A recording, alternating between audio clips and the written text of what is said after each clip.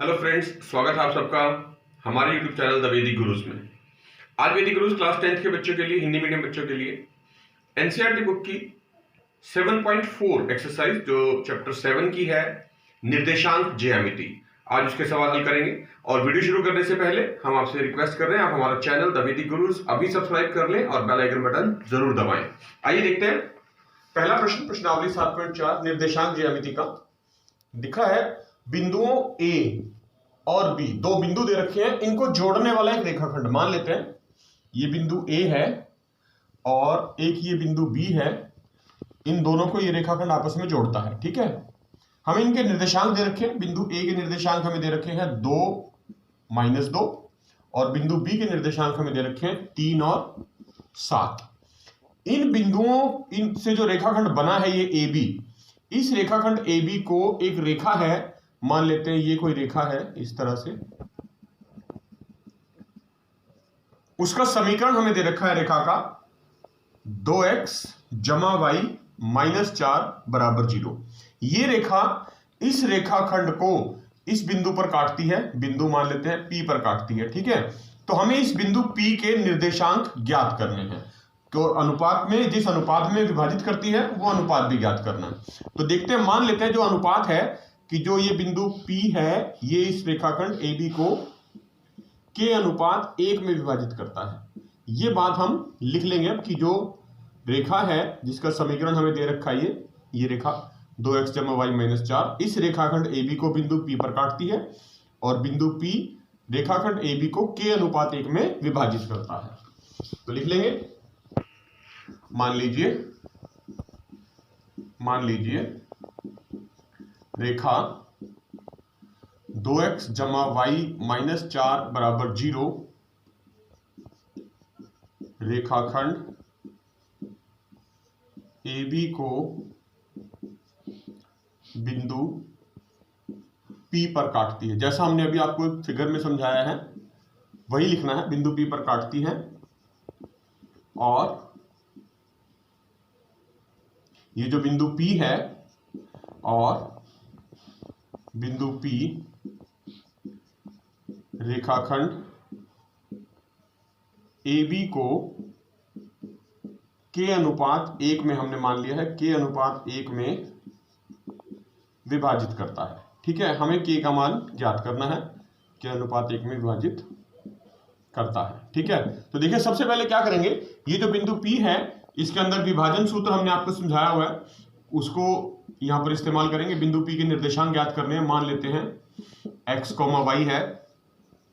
तो बिंदु P का जो निर्देशांक है x, y, उसमें से x निर्देशांक अगर हमें ज्ञात करना है तो वो कैसे आएगा। देखिए, हमने सबसे पहले इस k को बिंदु B के x निर्देशांक के साथ और इस 1 को बिंदु A के x निर्देशांक के साथ गुणा करना है और बीच में जमा का चिन्ह लगाते हैं। आपको पता है, बिल्कुल वही विभाजन सूत्र जो हमने 7.2 प्रश्नावली में सीखा था, सेम वही अप्लाई करना है। फिर से बता रहा हूं, k को बिंदु B के x निर्देशांक से गुणा करना है, k × 3, बीच में जमा का निशान लगाना है।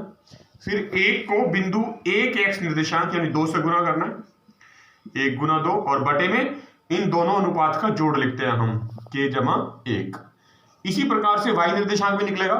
अब क्या करना है y निर्देशांक के लिए, इस k को बिंदु B के y निर्देशांक से गुणा करना है, k × 7, फिर जमा का निशान और इस 1 को बिंदु A के y निर्देशांक से गुणा करना है यानी -2 से, और बटे में दोनों अनुपातों का जोड़ यानी k = 1।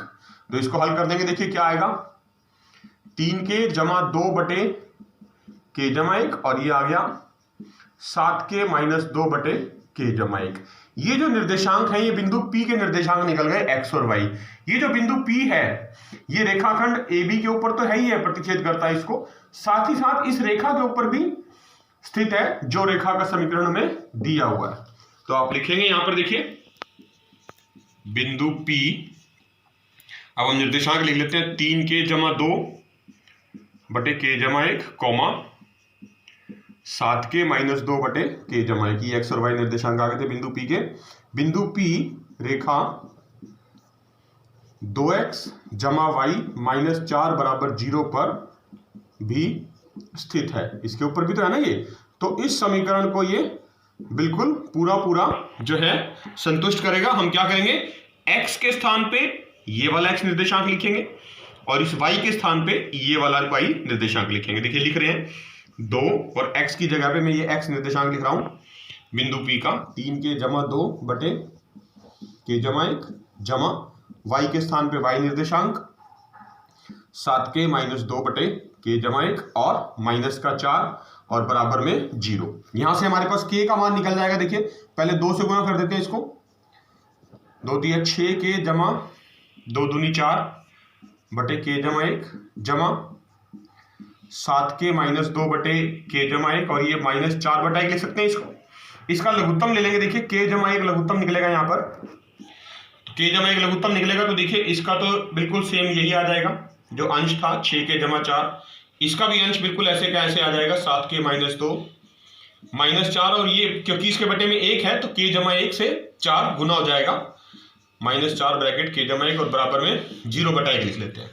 जब इसको आप आर पार गुना करेंगे देखिए तो के जमा 1 इधर 0 के सारा 0 बन जाएगा, तो यहाँ क्या बचेगा 6 के जमा 4 जमा 7 के माइनस 2 और ये माइनस 4 से ब्रैकेट खोल देंगे माइनस 4 के माइनस 4 बराबर में 0 आ गया। इसको हल कर दीजिए। देखिए 6 जमा 7 13 के और 13 में से 4 गए 9 के बच गया और यहाँ पर 4 प्लस का है और ये 4 माइनस का है, कट जाएंगे आपस में, क्या बचेगा सिर्फ माइनस 2 बराबर में 0। तो देखिए 9 के माइनस 2 बराबर 0 आया था, तो यहां से k का मान निकलेगा 9 के बराबर 2 और k बराबर 2 बटा 9।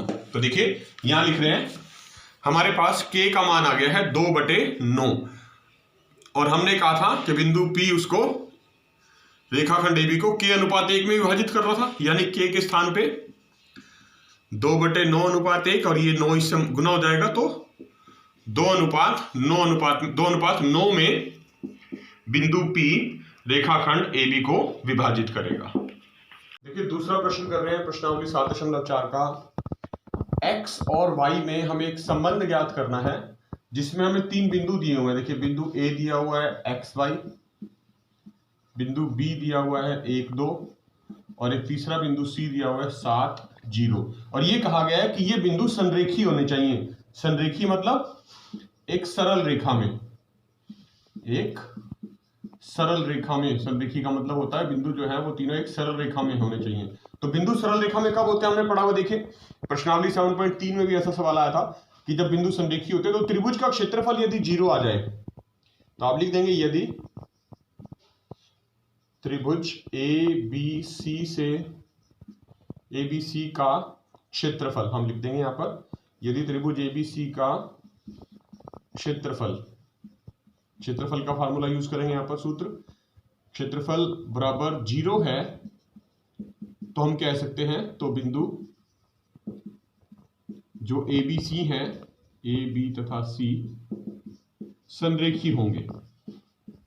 तो हमें यही सिद्ध करना है। हम क्या करेंगे, संबंध स्थापित करना है। हम त्रिभुज का क्षेत्रफल निकालेंगे और बराबर में 0 रख देंगे और जो भी संबंध आएगा वही हमें ज्ञात करना था।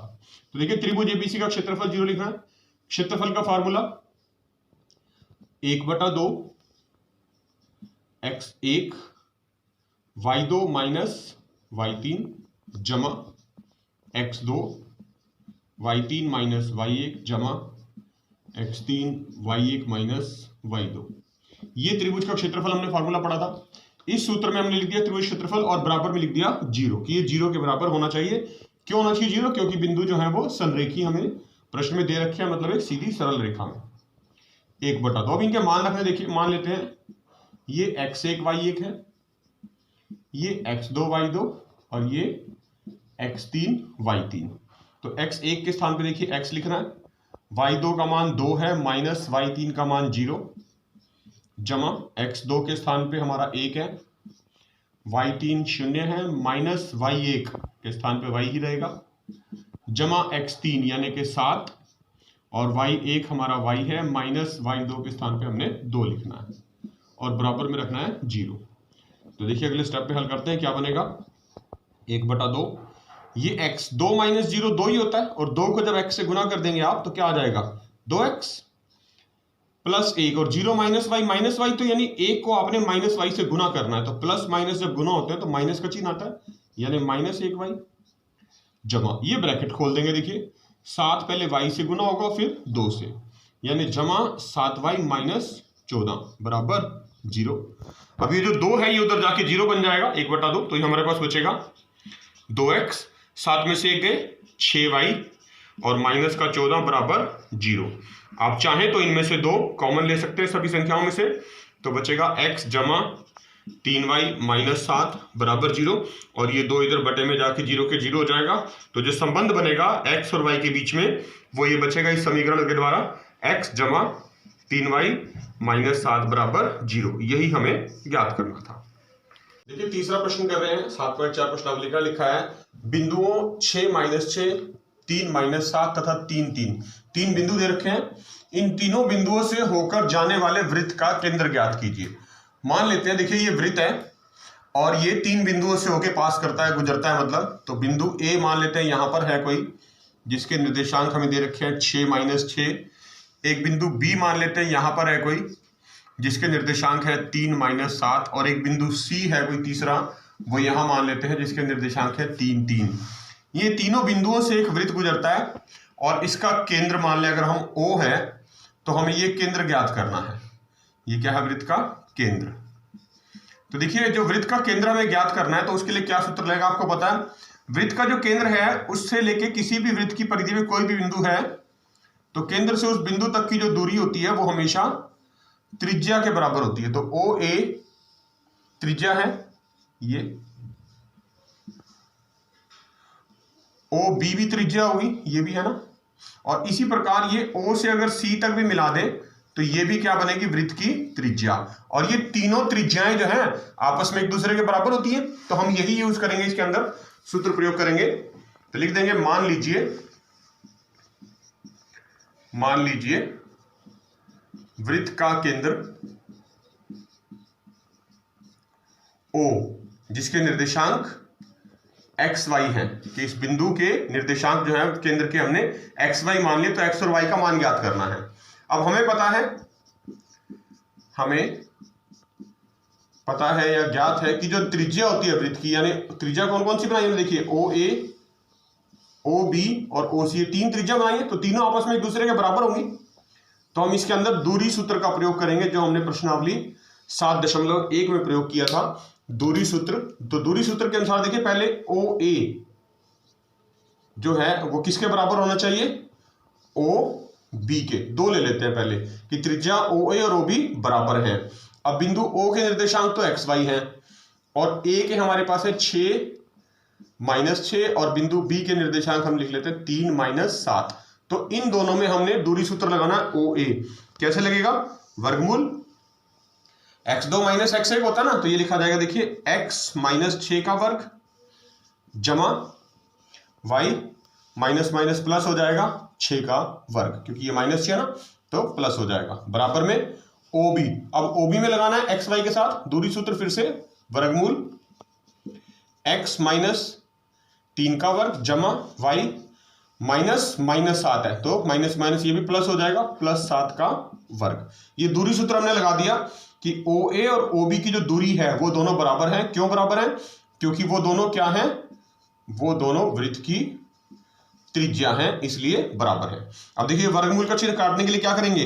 लिख देंगे दोनों तरफ वर्ग करने पर, दोनों तरफ वर्ग करने पर, यानी होल स्क्वायर। जब दोनों तरफ वर्ग करेंगे तो स्क्वायर से वर्गमूल ये कट जाएंगे, तो हमारे पास बचेगा x - 6 का वर्ग जमा y जमा 6 का वर्ग बराबर x - 3 का वर्ग जमा y जमा 7 का वर्ग।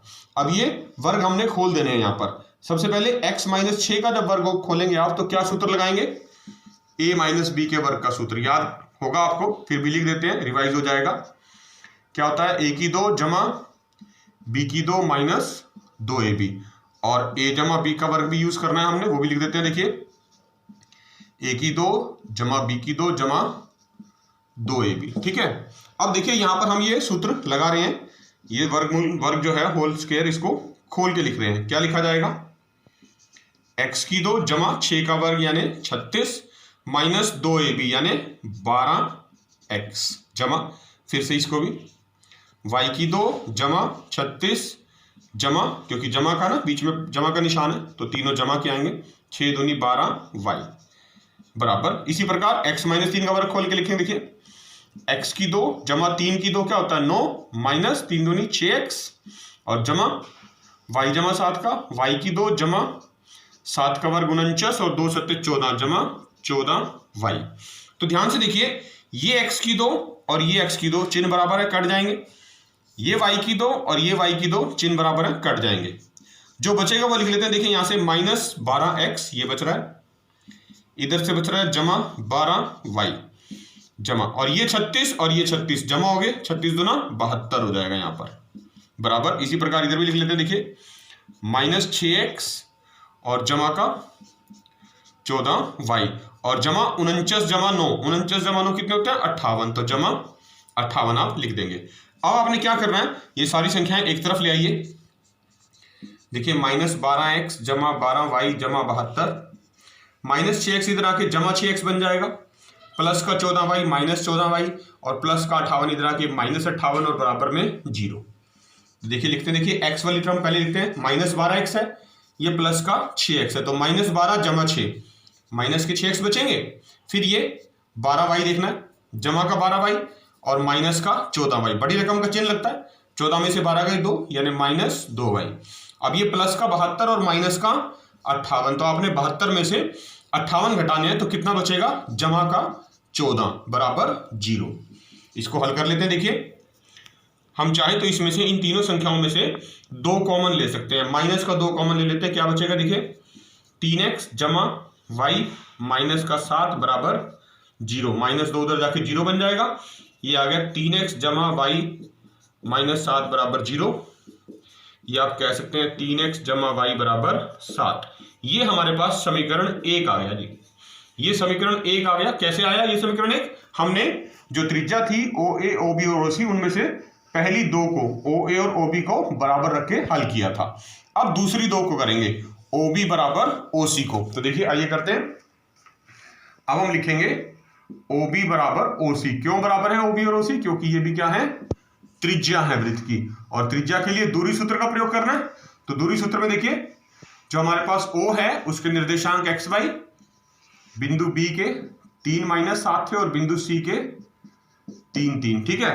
तो सबसे पहले O और B में हम दूरी सूत्र का प्रयोग कर रहे हैं, देखिए कैसे लिखा जाएगा, वर्गमूल का चिन्ह लगाएंगे, OB में x माइनस 3 का वर्ग जमा y माइनस 7 है तो जमा का 7 हो जाएगा वर्ग बराबर OC में फिर से दूरी सूत्र x माइनस 3 का वर्ग जमा y माइनस 3 का वर्ग। अब क्या करेंगे इसका, हम दोनों तरफ वर्ग करने पर, क्योंकि हमें वर्गमूल का चिन्ह जो दोनों तरफ आ गया ये हटाना है, तो इसके लिए आप बिल्कुल पहले की तरह दोनों तरफ वर्ग करने पर, तो जैसे आप वर्ग करेंगे दोनों तरफ क्या आएगा, देखिए x माइनस 3 का वर्ग जमा y जमा 7 का वर्ग बराबर x माइनस 3 का वर्ग जमा y माइनस 3 का वर्ग। अब आप इसको ध्यान से देखिए तो आपको पता है अगर बराबर के दोनों तरफ कोई भी संख्या समान हो तो वो कट जाती है, ये x माइनस 3 का वर्ग यहाँ भी है और यहाँ भी है, तो ये पूरा का पूरा ऐसे ही कट जाएगा। क्या बचेगा हमारे पास, सिर्फ y जमा 7 का वर्ग बराबर y माइनस 3 का वर्ग। इसको खोल देंगे हम, a जमा b का वर्ग का सूत्र लगाएंगे, a की 2 जमा b की 2 यानी 7 का स्क्वायर 49 जमा 2ab यानी 7 दूनी 14y बराबर, यहाँ से भी यहाँ a माइनस b के वर्ग का सूत्र लगेगा, y की 2 जमा 3 तिया 9 और माइनस 2 तिया 6y। तो देखिए y की 2 और ये y की 2 कट गए, क्या बचा 14y, ये माइनस का 6y आप इधर ले आइए प्लस का बन जाएगा बराबर 9, ये प्लस का 49 बदल जाके माइनस का 49, तो 14 जमा 6 आपको पता है 20y होता है और 49 माइनस का है 9 जमा का है, बड़ी रकम का चिन्ह लगेगा माइनस 40 घटाने पे, तो y का मान आ गया देखिए माइनस 40 बटा 20। आप इसको काट देंगे, 20 से कम 20, 20 दूना 40, तो y बराबर जो है वो माइनस 2 आ गया। तो निर्देशांक y तो हमें पता चल गया। अब ये जो y का मान आया है हमारे पास, ये आप समीकरण 1 में रख देंगे, तो आप लिख देंगे y का मान समीकरण 1 में रखने पर। तो जब आप y का मान समीकरण 1 में रखेंगे तो क्या आएगी? समीकरण 1 क्या थी हमारे पास? 3x जमा y बराबर 7। 3x जमा, यहां y का मान रखना है, यानी -2 बराबर 7। तो ये बन गया, देखिए 3x -2 बराबर 7, ये माइनस का 2 उधर जाके प्लस का 2 बन जाएगा, यानी 3x बराबर 7 जमा 2 हो जाएगा। और 7 जमा 2 कितना होता है? 9। तो 3x बराबर 9 आ गया, मतलब x का मान आ गया 9 बटे में 3। 3 इसके बटे में आ जाएगा, काट दीजिए, 3 3 9, तो x बराबर 3। तो बिंदु जो हमारा केंद्र बिंदु था, केंद्र वृत्त का केंद्र जो हमने लिखा था, उसके निर्देशांक हमने लिखे थे एक्स वाई, यानी वो क्या आ गया? अब x आया 3 और y आया -2। चौथा प्रश्न कर रहे हैं, प्रश्नावली 7.4 का लिखा है, किसी वर्ग के, वर्ग अब वो है हमारे पास दिया हुआ जिसमें चारों भुजाएं बराबर होती हैं, वर्ग की आपको पता है, दो सम्मुख शीर्ष -1 2 और 3 2। देखिए फिगर बना ली हमने, ए बी सी डी एक वर्ग है, इसकी चारों भुजाएं बराबर है, और सम्मुख शीर्ष मान लिया हमने ए और सी, ये जो दिए हुए थे हमें, इसके निर्देशांक -1 2 और सी के 3 और 2। बी और डी के हमें ज्ञात करने हैं। आप बी के निर्देशांक मान लीजिए, आप देखिए मान लेते हैं x1 y1 और डी के मान लेते हैं x2 y2। ठीक है, ये दोनों भी हमें ज्ञात करने हैं। तो सबसे पहले देखिए हम क्या करें, हमें पता है वर्ग की जो चारों भुजाएं होती हैं वो बराबर होती हैं, तो ए बी और बी सी दोनों बराबर होंगी। तो हम लिख लेते हैं, क्योंकि वर्ग की चारों भुजाएं बराबर होती हैं, चारों भुजाएं बराबर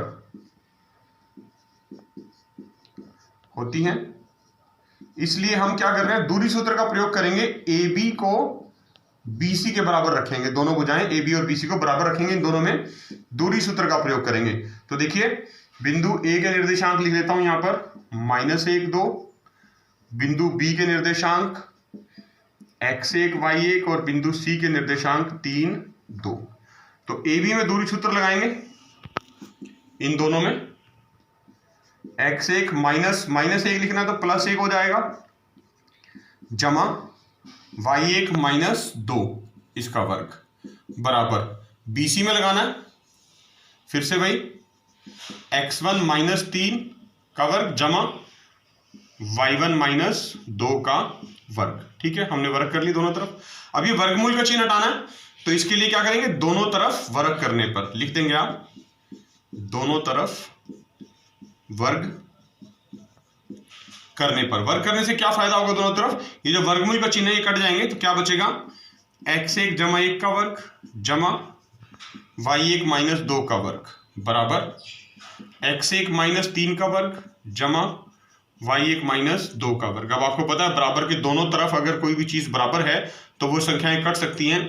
तो ध्यान से देखें इस ब्रैकेट को, y1 -2 यहां भी है वर्ग और y1 -2 का वर्ग यहां भी है, तो ये पूरी की पूरी संख्या कट जाएगी, सिर्फ ये बचेगा x1 जमा 1 का वर्ग बराबर x1 -3 का वर्ग। इनके वर्ग खोल देते हैं, देखिए a जमा b का सूत्र प्रयोग करेंगे, क्या आएगा, x1 का वर्ग जमा 1 का वर्ग 1 और जमा 2x1 बराबर यहां भी x1 का वर्ग जमा 3 का वर्ग 9 और माइनस का चिन्ह आएगा बीच में, -2 भी होता है क्योंकि 2 दिया 6x1। ठीक है, तो ये x1 का वर्ग और ये x1 का वर्ग कट गए, ये माइनस का 6x1 इधर आके जमा का बन जाएगा, तो आप लिख देंगे 2x1 जमा 6x1 बराबर ये 9 लिखा और ये प्लस का 1 इधर जाके माइनस का 1, तो ये देखिए 6 और 2 8x1 बराबर 9 में से 1 गए 8, तो x1 का मान आ गया 8/8, 8 से काट दीजिए, 8 1 8 होता है, तो x1 जो है वो 1 के बराबर आ गया, यानी 1 हमें पता चल गया, बिंदु B का x निर्देशांक जो है वो 1 है। अब हम बात करेंगे B का ही, बिंदु B का ही हमें y निर्देशांक भी निकालना है। तो देखिए त्रिभुज जो हमें वर्ग दिया हुआ है ABC, इसके अगर हम इस विकर्ण को मिला दें, AC क्या है, विकर्ण है इसका जैसे ही आप विकर्ण AC को मिलाएंगे तो क्या होगा, ये एक त्रिभुज बन जाएगी, समकोण त्रिभुज। यहां पर 90 डिग्री का कोण होता है, वर्ग के चारों कोण 90 डिग्री के होते हैं, तो ये देखिए त्रिभुज ABC एक समकोण त्रिभुज बन गई। अब आप लिख देंगे विकर्ण AC को मिलाने पर, विकर्ण AC को मिलाने पर त्रिभुज ABC एक समकोण त्रिभुज है, त्रिभुज एबीसी कौन सी त्रिभुज है? समकोण त्रिभुज। और समकोण त्रिभुज में आपको पता है पाइथागोरस थ्योरम लगा सकते हैं हम, तो आप लिख देंगे पाइथागोरस प्रमेय द्वारा, पाइथागोरस प्रमेय द्वारा। क्या कहता है पाइथागोरस प्रमेय? पाइथागोरस प्रमेय कहता है आधार का वर्ग जमा लंब का वर्ग बराबर कर्ण का वर्ग, यही सूत्र होता है पाइथागोरस प्रमेय का। तो आधार तो देखिए बनेगा हमारा ये ए बी, हम लिख लेंगे ए बी का वर्ग, जमा लंब बनेगा ये बी सी, बी सी का वर्ग, और जब बराबर कर्ण जो है हमारा वो विकर्ण जो हमने भी मिलाया था वो क्या है? ए सी, ए सी का वर्ग। तो ये हमने दूरी सूत्र का प्रयोग करके लिखना है। देखिए ए बी में लिख रहे हैं x1 जमा 1 का वर्ग, क्योंकि वर्ग पहले से किया हुआ है तो वर्गमूल का चिन्ह नहीं लगेगा, जमा y1 माइनस 2 का वर्ग। फिर बीसी में लगाना है x1 माइनस 3 का वर्ग जमा y1 माइनस 2 का वर्ग बराबर AC। AC में हमने दूरी सूत्र लगाना है 3 माइनस माइनस प्लस होता है, तो 3 जमा 1 का वर्ग जमा 2 माइनस 2 का वर्ग। तो तीनों में हमने देखिए दूरी सूत्र का प्रयोग कर लिया। वर्गमूल नहीं लगाया कहीं भी, क्योंकि यहां पर पहले से वर्ग के निशान लगे हुए हैं, उनसे वर्गमूल का निशान जो है वो हट जाता है। तो ये देखिए x1 का मान हमने अब ज्ञात किया था, वो क्या निकाला था? 1 आया था हमारा। तो x1 के स्थान पे आपने 1 लिख देना है सबसे पहले। देखिए 1 जमा 1 वर्ग, y1 माइनस 2 का वर्ग, इसको बाद में खोल लेंगे। x1 के स्थान पे 1 लिख रहे हैं पहले, 1 माइनस 3 का वर्ग जमा y1 माइनस 2 का वर्ग बराबर 3 जमा 1 कितना हो गया? 4 का वर्ग, और 2 माइनस 2 0, 0 का वर्ग 0 ही होता है। तो ये क्या बना? देखिए 1 जमा 1 2, 2 का वर्ग 4 जमा y1 माइनस 2 का वर्ग जमा 3 में से 1 गए 2 और 2 का वर्ग फिर से 4 जमा y1 माइनस 2 का वर्ग बराबर 4 का वर्ग कितना होता है? 4 चौके 16। तो ये आगे देखिए 4 जमा 4 8 हो गया, ये 8 उधर जाके माइनस का बन जाएगा। तो हम यहां लिख रहे हैं, देखिए जो बचेगा y1 माइनस 2 का वर्ग जमा y1 माइनस 2 का वर्ग जमा 8 बराबर 16। ये 8 उधर जाके माइनस का बन जाएगा, और ये इसका दुगुना हो जाएगा, दोनों सेम संख्या है ना, तो 2 गुना हो जाएगा 2 टाइम्स ऑफ y1 माइनस 2 का वर्ग बराबर 16 में से 8 घटा देने हैं। आपने 16 माइनस 8 क्या बचा? देखिए y1 माइनस 2 का वर्ग बराबर 16 में से 8 गए 8, और जो ये 2 यहां लिखा था ये इसके बटे में आ जाएगा, तो कट जाएगा 2 चौके 8। तो y1 माइनस 2 का वर्ग जो है बराबर में वो 4 आ गया।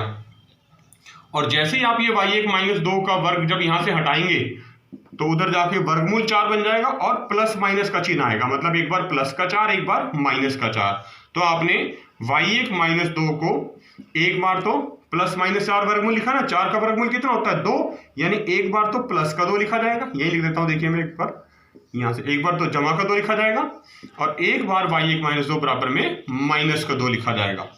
तो देखिए ये माइनस का 2 इधर जाके प्लस का 2 बनेगा, 2 जमा 2, तो y1 का मान एक तो आ गया जी 4, और एक परिस्थिति ये भी है कि माइनस 2 उधर जाके प्लस का 2 बनेगा, माइनस 2 जमा 2, तो y1 बराबर 0 भी हो सकता है। तो 2 मान हो सकते हैं बिंदु B के लिए। देखिए जो निर्देशांक हैं 1 4 या 1 0, ये दोनों निर्देशांकों में से कोई भी एक बिंदु B का हो सकता है। ठीक है, अब हमने ज्ञात करना है बिंदु D के निर्देशांक। ये बिंदु D के निर्देशांक ज्ञात करने के लिए हम दूसरा विकर्ण BD भी मिला लेते हैं। देखिए विकर्ण हमने BD भी मिला लिया, हमें पता वर्ग जो है जो उसके विकर्ण होते हैं वो बराबर होते हैं, और दूसरा एक दूसरे को समद्विभाजित करते हैं बिंदुओं पर। बिंदुओं क्या हो गया? बिंदुओं हो जाएगा मध्य बिंदु। किसका मध्य बिंदु? AC का भी मध्य बिंदु बनेगा और BD का भी मध्य बिंदु बनेगा। तो हमने बिंदु O के निर्देशांक लिखने हैं अब किस सूत्र की सहायता से? मध्य बिंदु के सूत्र की सहायता से। देखिए लिख रहे हैं वर्ग के विकर्ण परस्पर यानी एक दूसरे को समद्विभाजित, 2 बराबर भागों में बांटते हैं, समद्विभाजित करते हैं। तो यही सूत्र का प्रयोग करना है हमने। इसका अर्थ हुआ कि AC का मध्य बिंदु, AC का मध्य बिंदु बराबर है BD का मध्य बिंदु, BD का मध्य बिंदु। तो AC का मध्य बिंदु देखिए कैसे निकलेगा। मध्य बिंदु का सूत्र हमने बताया हुआ, दोनों के x निर्देशांक को जमा करते हैं, -1 = 3 बटे 2 और 2 से भाग। फिर y निर्देशांक को जमा करते हैं, 2 + 2 बटे 2, 2 से भाग। अब BD के निर्देशांक ज्ञात करने के लिए देखिए हम क्या कर रहे हैं, पहले BD का मान लिख लेते हैं, x1 = x2 बटे 2, कॉमा, और फिर y निर्देशांक क्या थे, y1 = y2 बटे 2। हमारे पास x1 का जो मान हमने निकाला था 1 आया था, और y1 के 2 मान निकले थे हमारे पास, यानी एक तो निकला था 4 और एक निकला था 0। तो हमारे पास जो बिंदु बने थे, बिंदु B के निर्देशांक वो क्या थे, 1 0 भी हमने लिखा था और 1 4 भी लिखा था। तो पहले 1 0 की सहायता से निकाल के देखते हैं। देखिए 3 + 1 2, 2 बटे 2, कॉमा, 2 + 2 4, 4 बटे 2 बराबर x1 का मान 1, x2 हमें ज्ञात करना है बटे 2, कॉमा, y1 पहले मैं 0 ले रहा हूं, 0 जमा y2 बटे 2, इनको बराबर रखते हैं। देखिए 2 बटे 2 1 होता है, 4 बटे 2 2, और ये हो गया x2 जमा 1 बटे 2, कॉमा, y2 बटे 2, इनको बराबर पुट करना है आपस में। x निर्देशांक के बराबर होगा ना, x2 जमा 1 बटे 2 बराबर 1 और y2 बटे 2 बराबर 2। y निर्देशांक के बराबर आएगा। देखिए आर पार गुना कर दी, x2 जमा 1 बराबर 2, तो x2 का मान कितना आया, 2 - 1 1, और यहां बटे में 1 लगा देंगे तो आर पार गुना करेंगे, y2 का मान कितना आया 4। तो बिंदु हमने देखा जो D के निर्देशांक हैं वो 1 4 आ गए पहली परिस्थिति में।